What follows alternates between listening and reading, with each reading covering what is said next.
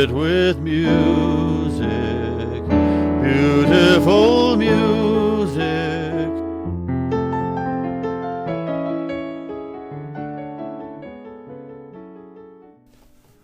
Hello, I'm Fred Miller, and this is yet another one of my lectures in song. And before we delve into the 1930s, a little bit about me. I was born in the early 1950s in Albuquerque, New Mexico. I had a wonderful classical piano teacher, loved the classics, loved grand opera. And then right on my 13th birthday, the Beatles arrived, and my musical taste expanded to include the great rock songs of the 60s.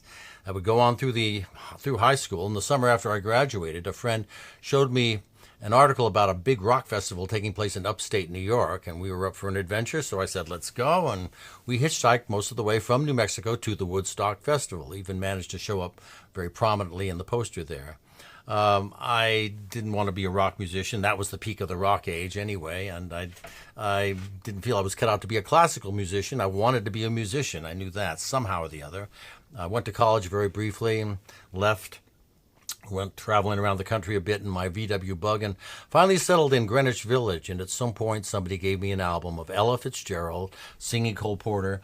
There always will be my music, the Great American Songbook, the world of Gershwin, Porter, Kern, Rogers, Berlin, Fred Astaire, Judy Garland, Ethel Merman, Frank Sinatra, Bing Crosby. I started with, I've been able to do that music, because of my lectures in song, each one a profile of a great personality or some aspect of American popular song. Initially, I did just songwriters and performers, and maybe 10, 12, I thought I'd have that many programs. But it expanded to 7 different categories, and now I have 75 different lectures in song, each one described in detail at fredmillermusic.com. This program is one of 7. This is number 3 out of 7 era programs. I divided American history into 7 parts, and the first part being right back to the very beginnings of the country, going through the really birth of the American popular song in the early 20th century and in World War I. Part 2, the Roaring Twenties, and now that brings us up to the end of the 1920s, and people were singing. Happy days are here again, skies above are clear again, so let's sing a song of cheer again. Happy days are here again, and then crash. Now they were singing a more somber, sober tune. Without a song, the day would never end. Without a song, the road would never bend. When things go wrong, a man ain't got a friend. Without a song.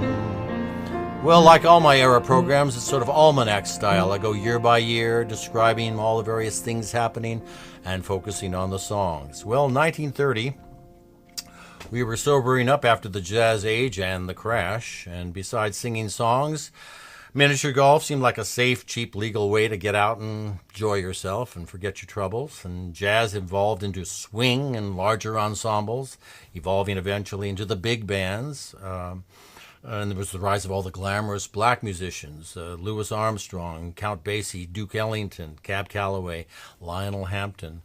Henry Ford said, "These are really good times, but only a few people know it." Walter Winchell premiered on the radio.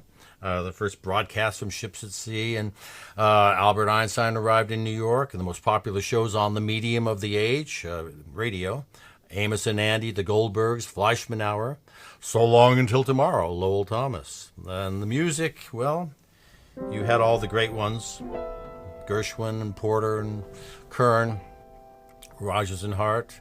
Here's a song Rodgers and Hart wrote, one of the very few songs that actually dares to address the Depression directly. 10 cents a dance, that's what they pay me, gosh, how they weigh me down. Well, there were films now, talking pictures. King of Jazz with Paul Whiteman, All Quiet on the Western Front with Lou Ayres, Monte Carlo with Jeanette MacDonald and Marie Chevalier, Little Caesar with Edward G. Robinson, Anna Christie, Garbo Talks, shall we say. Animal Crackers with the Marx Brothers, operatic films with Grace Moore and Lawrence Tibbett. Around the Corner became a metaphor for hope. Around the corner, something better is going to happen. Well, around the corner, the New York was being born in the most glorious modern sense. The Chrysler Building, Radio City were in planning stages. The George Washington Bridge as well.